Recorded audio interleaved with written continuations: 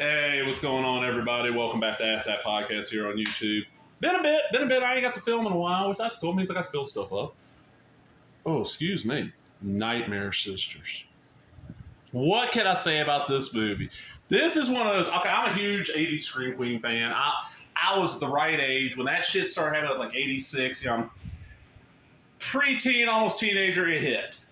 It was like, okay, I've already seen Linnea in a couple movies. She's cute. Yeah, I've seen Brink Stevens. I think Brink Stevens is still gorgeous. She's out of the three of these ladies, she's aged the best to me. I don't know why. Michelle Bauer, nice looking woman. So I hear about this film, read about it, figure. I want to see this. It's a horror comedy. It's gonna be low budget, but it's gonna be fun. These three in it, it's gonna be fun. Don't see it, can't find it. No video store has a copy. Wondered why, because it was hyped to hell back in Fangoria. I'm like, why? And I could see ads there. I'll buy it for $30. I don't want to pay $30. Back in the day, I wanted to rent it, hook my two VCRs together, make a copy, and probably back then put it on an 8-hour tape in the crap mode where I could put 4 movies on there. And then, take the tape back when it's time to return to rental. So didn't see it when this came on USA Up All Night with the TV edited version. When I finally got to see this, I'm like, oh, Jesus, it's a horrible movie, but I love it to death. What it is, it's real simple. Brink Stevens, right here, Linnea Quigley, and Michelle Bauer are 3 sorority sisters. They're like the 3 ugly sisters in the sorority house.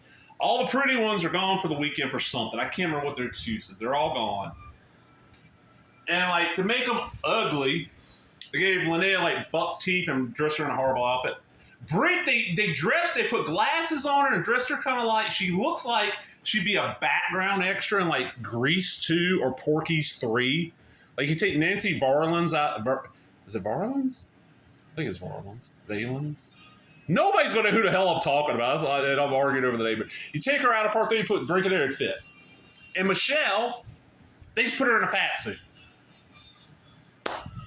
There's 3 fraternity guys, the 3 nerdy guys in fraternity. They're going to come over and hang out with these girls. And early on in the film, Brink had found a crystal ball out there. Now, it's possessed by the spirit of Dookie Flosswater, who's a medium.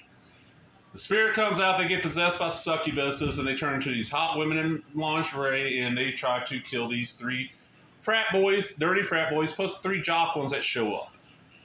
It's a reunion for these women after they sorority babes in the slum bowl-orama. It was an excuse, it was a chance to try to make a film in one location, basically, over the course of 2 or 3 days for next to no money, and see if you can make a profit. And they did, because they put 3 women, and most teenagers and adult ladies, I'll say adult males, women too probably, wanted to see naked in a film, and to kind of let you know, okay, they're naked a lot in this. I'll get into the TV edit of that for a reason. I said there's TV edit.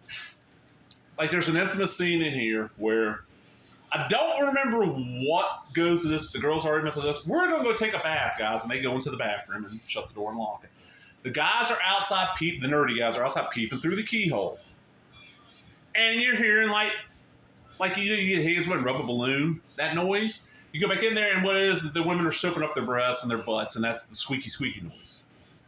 Well, of course, in the TV cut, they can't show that. So they refilmed it with them in lingerie having a pillow fight in a bedroom, and they're playing with balloons. Just the absurdity of this film. Oh. The gore effects, they ain't real good.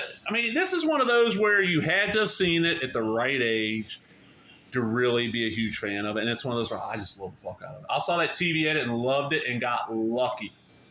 Right after I saw it, this video store next state over, I was right on the state line, so go over there and rent, and they were cheap rooms. It was old stuff was 50 cents for 3 days or $1 for a week, and new stuff was $1 for 3 days and $2 maybe for a week or $3. It was really cheap. They had the Nightmare Distribution. I'm like, oh shit, rented it. One of the few times I ran into a tape with copy protection where I could not get away with it.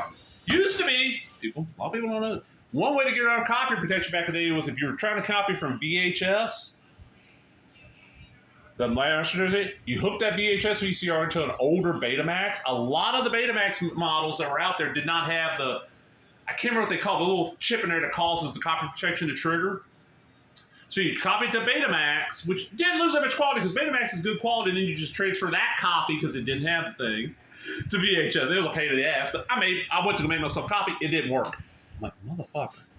Missed this on DVD, so when I saw the Blu-ray, I had to get it. It is it's Vinegar Syndrome. You can tell because there's piss leg.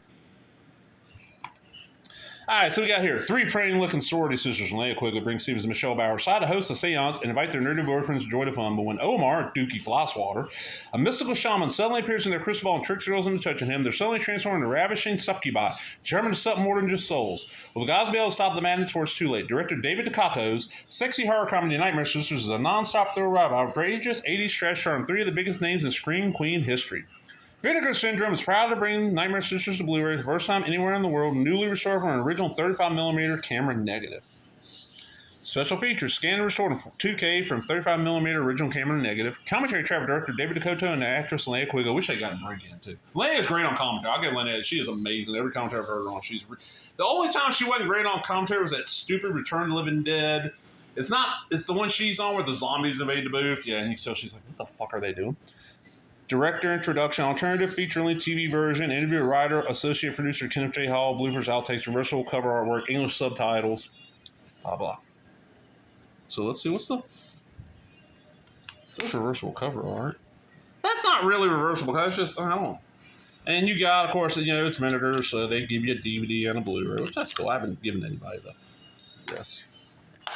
This is a great one. I love this movie. This is one of those where a certain person just don't like it. I'm like, yeah, I don't get it. You don't like Night of the Demons. You don't like this. You don't really think Van Nuys is that good. Are you a true sleaze fan? Because this is sleazy, man. You don't want to watching Jub Jub, motherfucker. Jub Jub. And like 2 people watch it. That I don't care. Narrowcast, motherfucker, narrowcast.